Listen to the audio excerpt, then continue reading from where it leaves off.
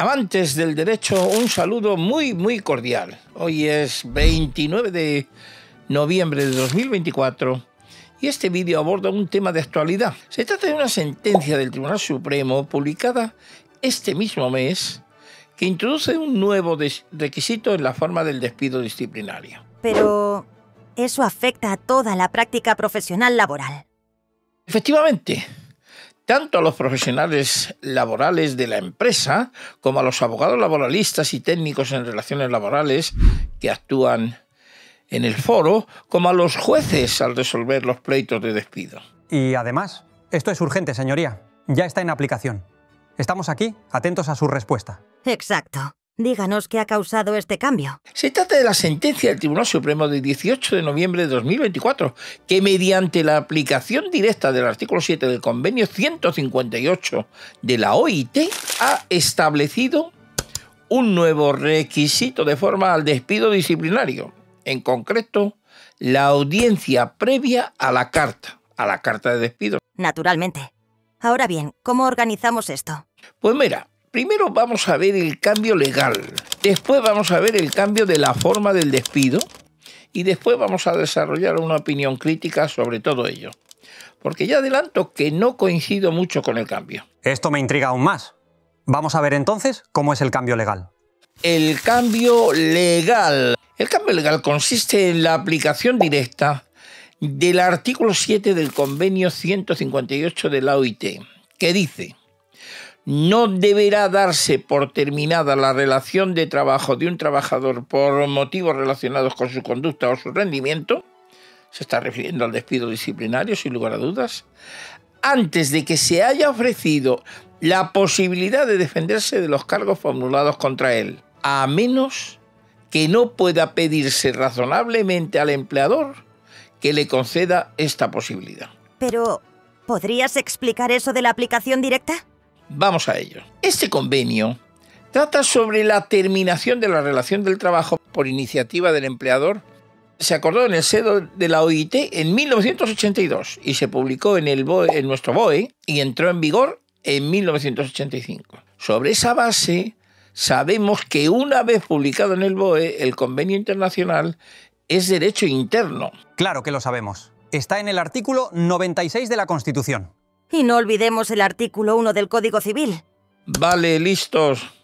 Pero fijaos en un matiz. Que sea derecho interno no quiere decir que su literalidad sea de aplicación directa. Su literalidad es lo que dice el artículo. ¿Y eso por qué? Pues porque hay tratados internacionales, como le ocurre a este, que para su aplicación directa requieren desarrollo normativo legal. Así es. En la Unión Europea las directivas deben ser transpuestas a leyes nacionales, mientras que los reglamentos tienen aplicación directa. La verdad es que transponer es una palabra fea. Sí, pero es el término técnico. Así lo dice el diccionario de la Real Academia Española. Aunque solo se utiliza para las directivas de la Unión Europea. Estos convenios de la OIT, aunque son más complicados porque tienen unos mecanismos de hacerlos efectivos mediante la legislación, mediante la jurisprudencia, mediante los convenios colectivos, mediante la aplicación judicial, lo que requiere es un desarrollo normativo interno. O mejor dicho, es el Tribunal Supremo el que dice si se aplica directamente o si se requiere desarrollo legislativo. Y lo que ocurrió es que 3 años después de entrar en vigor, cuando se planteó el tema después de ratificar el convenio, el Tribunal Supremo, en una sentencia del 15 de septiembre del 88, es decir, 3 años después, dijo que debía desarrollarse legislativamente para su aplicación directa y que mientras tanto bastaba con la aplicación del artículo 55. Y así ha sido hasta ahora. ¿Y entonces qué ha cambiado? Pues que la sentencia que comentamos modifica ese criterio jurisprudencial y dice que sí es aplicable directamente, que no precisa desarrollo normativo.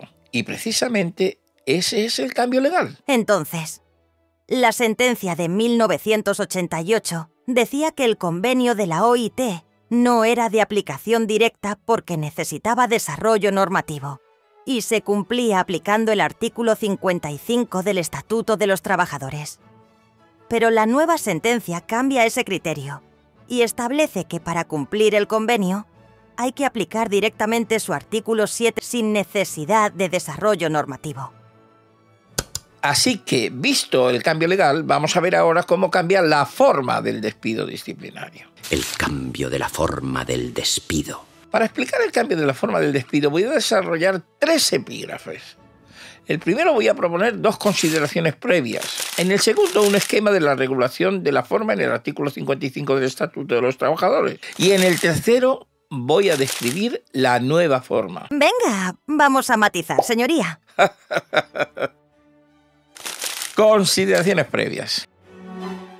La primera consideración es recordar que el empleador ostenta el poder de dirección, lo que le sitúa en una cierta preeminencia frente al trabajador y puede inspirar la falsa idea de que el trabajador necesite protección formal cuando puede ser despedido. Luego volveré sobre esto. Vale, entonces ahora no te preguntamos. Y la segunda es recordar los 3 intereses en juego que tiene que atender la regulación de la forma del despido para comprender mejor la regulación del artículo 55. Esto me recuerda tanto a Rudolf von Ihering. Sí, y con toda razón te lo recuerda. Pues venga, vamos a recordar los intereses que intervienen. Los 3 intereses que laten en la regulación son los siguientes.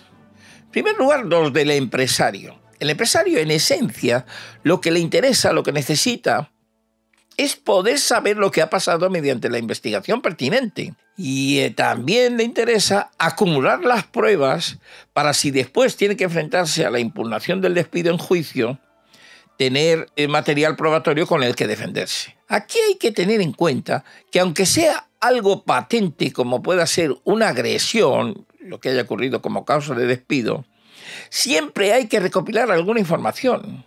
Y con mucho mayor motivo si se trata de una transgresión de la buena fe contractual. Por ejemplo, la comisión de irregularidades contables que el infractor oculta y que la investigación tiene que ir encaminada precisamente a descubrir lo oculto. Luego, ese interés del empresario de investigar lo que ha pasado está claro. Parece razonable. ¿Y los segundos intereses a considerar? Los segundos son los de los representantes unitarios y sindicales, que por tratarse en buena parte del ejercicio de un derecho fundamental, cual es la libertad sindical, sí requieren una cierta protección que se puede manifestar en la posibilidad de intervenir o de conocer sobre los despidos de sus representantes y sus afiliados. Si se despide a alguien del comité de empresa que representa a los trabajadores, es lógico que tengan derecho a saberlo. ¿Y el tercer interés? Correcto, eso es justamente lo que quiero decir. Y el tercer interés es el del trabajador, sin duda el más importante, porque es el despedido. Pero que, siendo práctico, más que en recabar garantías formales, los intereses del trabajador son negativos. Que no se investigue, que si se investiga él no tenga que colaborar y, en definitiva, que no se produzca el despido. Ahora, eso sí, en el caso de que se produzca, y esto sí es fundamental, que pueda impugnarlo con plenas posibilidades de defenderse. ¿Puedes aclarar todo esto, señoría? Hombre, porque la principal garantía del trabajador es que puede impugnar el despido. Luego diremos algo más, ahora lo planteo como una hipótesis para reflexionar sobre ello. Es una hipótesis algo provocadora. Sí, te lo admito, pero espero que sirva incluso para que el que reflexione pueda llegar a una conclusión contraria a la mía. Vamos ya con la regulación del artículo 55. La regulación del artículo 55 del Estatuto de los Trabajadores. Tal parecería que el Estatuto de los Trabajadores hubiera tenido en cuenta esos 3 intereses que acabo de relatar. Respecto al empleador, el Estatuto de los Trabajadores lo deja solo, no regula nada, y delega en la negociación colectiva. Así establece que por convenio colectivo, además de la carta, podrán establecerse otras exigencias formales para el despido. Y así ocurre verdaderamente en numerosos convenios colectivos, como el de la banca, los seguros u otros, que regulan un régimen disciplinario y, dentro de él, el procedimiento sancionador. Procedimiento a través del cual el empresario va a investigar qué es lo que ha pasado. Y a esas regulaciones habrá que estar. Aunque desde el punto de vista realista, también merece la pena resaltar que en la práctica Las pequeñas empresas no tienen capacidad para desarrollar esos procedimientos. ¿Y los intereses de los representantes colectivos? En cuanto a los representantes de los trabajadores, hay que explicar antes que la empresa, entre comillas, soporta dos representaciones de los trabajadores. Una, la unitaria, que representa a todos los trabajadores de la empresa a través de las elecciones, y cuyos órganos son el comité de empresa y el delegado de personal. Y la otra, la sindical, que representa no ya directamente a los trabajadores de la empresa, sino al sindicato en la empresa. Y está formada por la sección sindical, que es el conjunto de afiliados de ese sindicato en la empresa, y el delegado sindical, que se nombra por los miembros de la sección sindical. Pues bien, lo que hace el artículo 55 es recoger garantías de los representantes y los afiliados, que se plasman así. Una doble para los representantes de los trabajadores, sean unitarios o sindicales, que son el expediente contradictorio y la audiencia a los restantes miembros de la representación que sea. Y otra sencilla o única para los despidos de los afiliados a un sindicato, que es la audiencia al delegado sindical. Sí, esto me aclara muchas cosas, pero ¿puedes ampliar algo? Pues mira, el expediente contradictorio consiste como mínimo en que, sin perjuicio de las investigaciones que se hagan y que pueda estar haciendo el empresario, que como es lógico, antes de notificar la carta, se le notifique un pliego de cargos al trabajador afectado, al que se va a despedir, y se le dé un plazo para que pueda alegar con un pliego de descargos antes de la carta. ¿Y la audiencia? La audiencia consiste en notificar lo actuado, la documentación que se haya elaborado para el despido, al órgano de representación que sea, con dos matices. El primero, que la empresa deberá documentarlo ordenadamente para poder acreditarlo en el juicio, porque si no se acreditan, el despido será improcedente por no cumplir los requisitos de forma. Bueno, por no cumplirlos o por no acreditarlos, porque si se cumplen y no se acreditan, estamos en las mismas. Y el segundo, que estos trámites no suponen más que dar la posibilidad de oírles. Si no contestan, el empleador ha cumplido el requisito de forma. Bueno, y llegamos a la carta. Para comprender la carta hay que saber que la garantía del despedido, la garantía fundamental, la garantía, por excelencia, es la tutela judicial.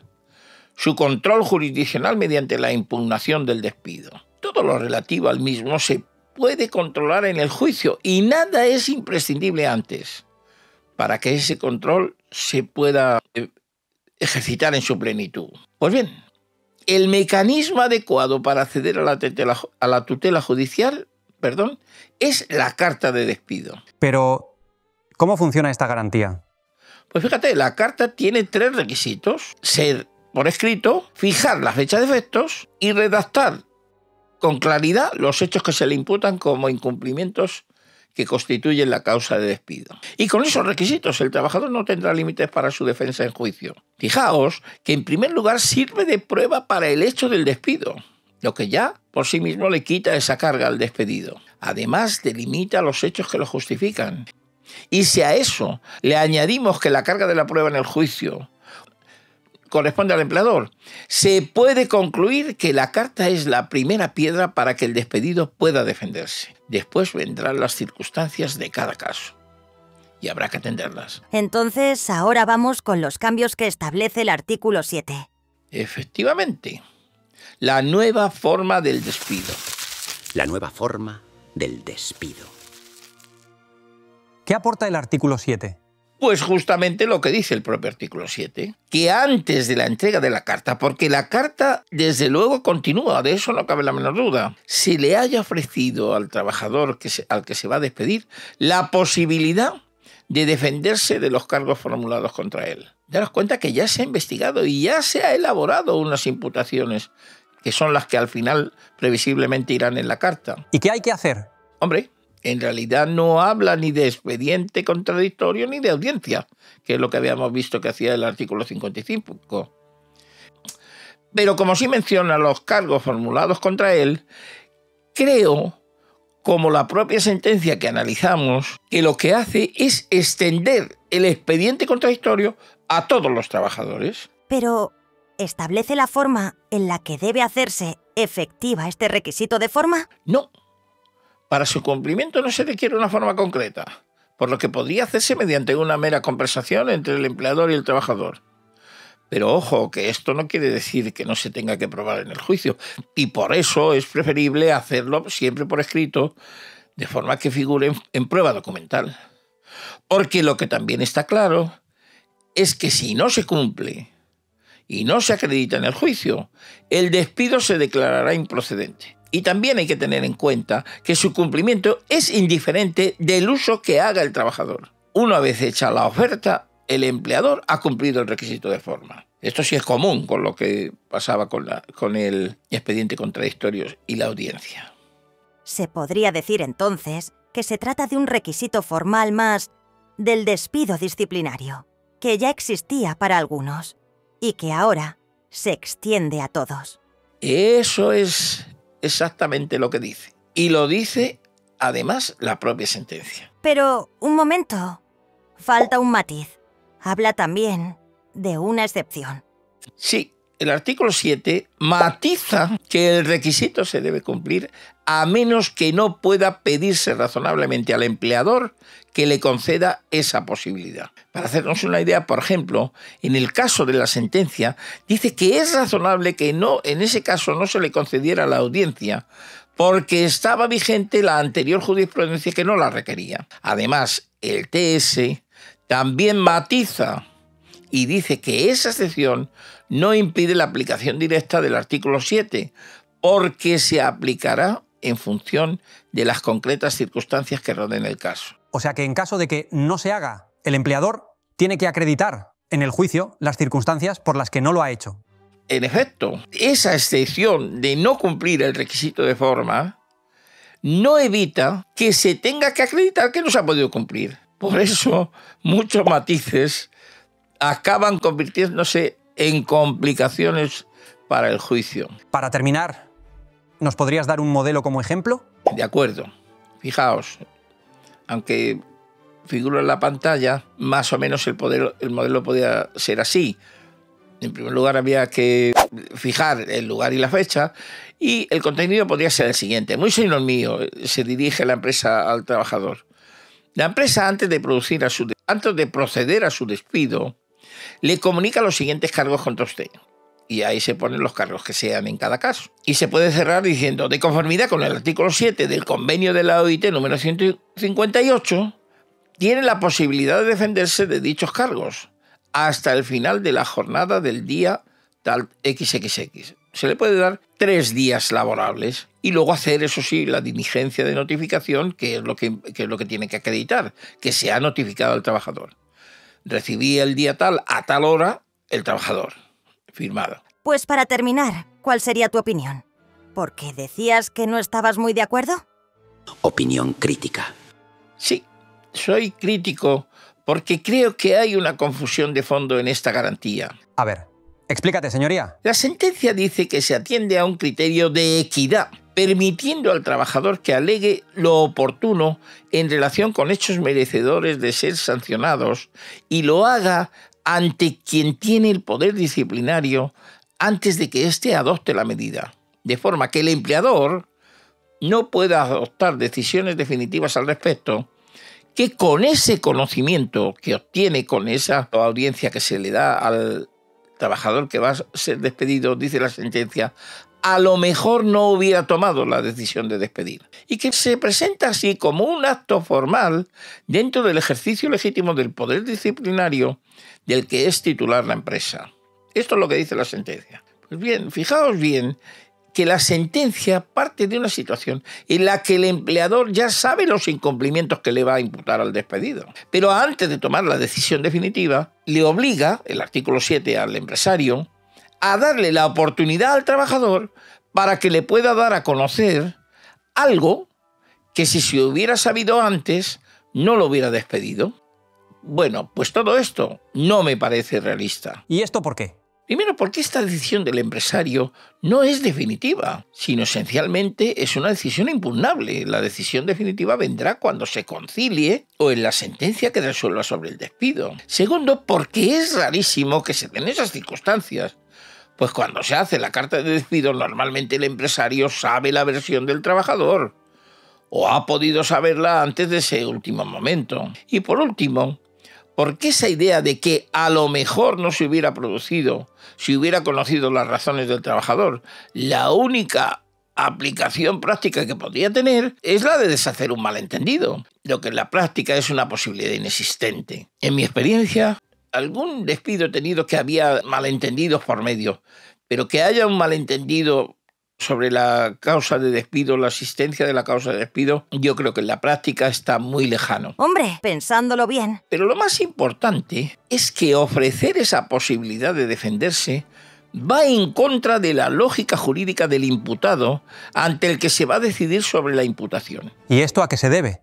Porque ese trámite tiene más posibilidades de perjudicar que de beneficiar al imputado, en este caso al despedido. ¿Y eso por qué? Pues porque como la empresa es la que tiene la carga de la prueba de los hechos del despido, y si no los prueba, el despido va a ser improcedente, lo que declare el trabajador solo puede ser o indiferente, si no aporta nada a la prueba, o que le perjudique si reconoce algún tipo de incumplimiento. De forma que mientras el silencio nunca le puede perjudicar, hay declaraciones que sí lo puede hacer. Por ejemplo, si le imputan una agresión y declara algo así como que es porque en ese momento estaba muy nervioso, ya está reconociendo la agresión. ¿Lo veis? Claro. Y puede declarar, con toda su buena voluntad, y estar ayudando al empresario. ¡Anda! No había caído en esas cosas. Me vas convenciendo. ¿Y a mí? Es que os voy a convencer, porque fijaos, la situación del trabajador que va a ser despedido, aunque en un marco muy diferente a estos efectos, es similar al imputado o al que le van a imputar unos hechos en el campo penal. Tened en cuenta que estamos en el ámbito disciplinario, y el ámbito disciplinario tiene como referencia al derecho penal. Pues bien, en esos supuestos en los que hay un imputado, la garantía fundamental derivada de la presunción de inocencia no se manifiesta en el derecho a declarar, sino muy al contrario, en el derecho a no declarar. Por ejemplo, así ocurre, entre otros, en el detenido, al que incluso se le tiene que avisar de que su declaración podrá perjudicarle. O cuando el artículo 24 de la Constitución describe el contenido esencial del derecho de tutela e incluye el derecho a no declarar contra sí mismo. Y por último, hay una ley orgánica, la 524, del derecho a defensa, que está calentita porque todavía no entra en vigor el 4 de diciembre, cuando lista los derechos que incluye el derecho a defensa en los procedimientos penales y sancionadores. Se refiere al derecho de guardar silencio, como parte también de la presunción de inocencia. Es decir, que en ese momento el derecho del imputado no es a defenderse, como parece tener como inspiración el artículo 7, sino es el derecho a no declarar. En definitiva, creo que esta situación en que el trabajador se encuentra imputado por unos cargos son aplicables los principios penales y penalmente la garantía es el derecho a no declarar. Pero entonces, si alguien nos pide consejo en esa circunstancia, lo mejor es decirle que o no conteste o niegue todos los hechos de plano.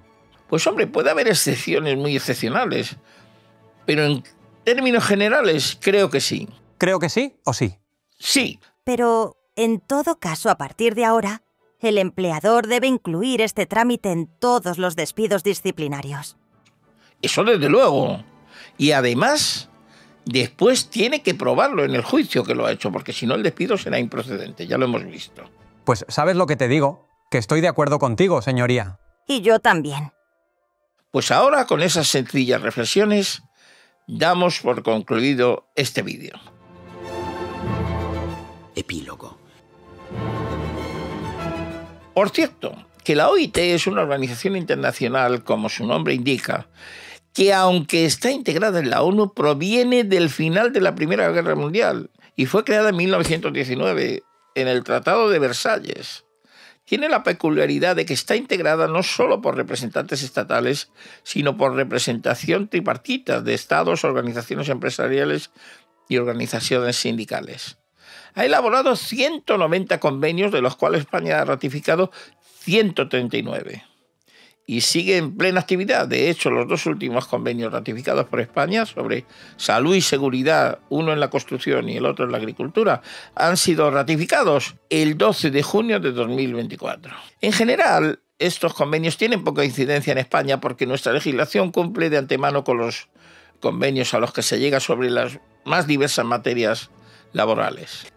Creo que se puede afirmar que la mayor incidencia práctica desde al menos 50 años, incluso desde que está haciendo convenios la OIT, la ha tenido este artículo 7, que como hemos visto es una incidencia práctica importantísima, cotidiana. Y un último matiz, la distribución de la carga de la prueba en un juicio de despido es para el demandante, es decir, para el trabajador, probar el hecho del despido, el hecho de que le han despedido, no la causa de despido, que es ya la carga de la prueba del demandado, que tiene que probar la causa y la forma. Y por eso la carta es importante también porque libera al trabajador de esa carga de la prueba.